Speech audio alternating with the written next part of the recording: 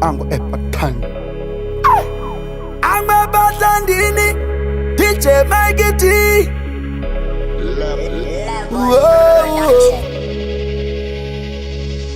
Mukoma Fantan Ya boss pelana Levels Kana ukatarisa step yacho Vesi racho Masuru yacho Wova watarisa zijombo racho Unova waona kuti maganazi acho Kana ukatarisa tai yacho Sutu yacho Butsu yacho Wova watarisa ka step kacho Unova waona ndiwo maticha acho Ausi kuketa mastanza acho Ausi kuketa mastanza acho Achaiwa iketa mastanza acho Usina kuzotorerwa bhebi racho Keta mastanza acho Ausi kuketa mastanza acho Achaiwa iketa mastanza acho Usina kuzotorerwa bhebi racho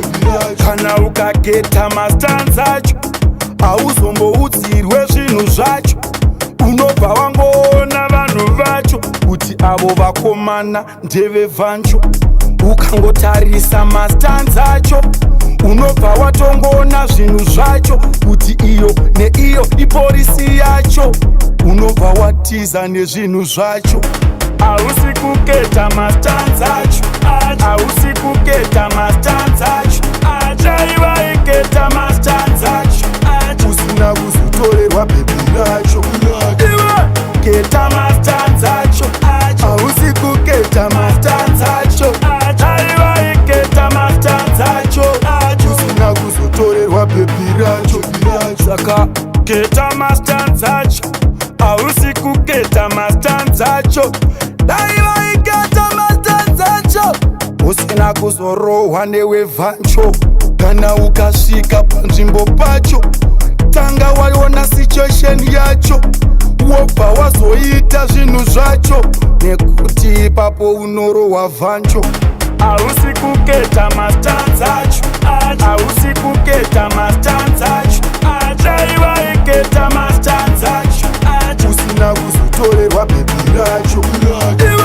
keta mastanza acho hausi kuketa mastanza acho achaiva iketa mastanza acho usina kuzotorerwa bhebi racho kana ukapinda mutauni macho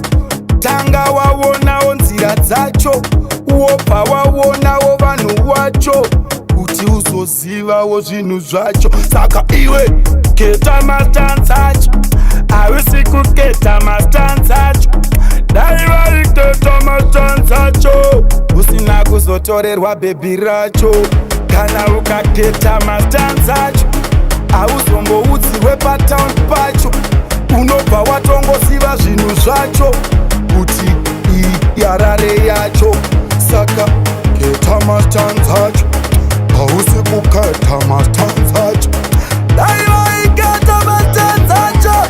usina kuzorohwa nevevhancho keta mastanza acho kuona mastanza acho tarira zvinhu zvacho rida situation yacho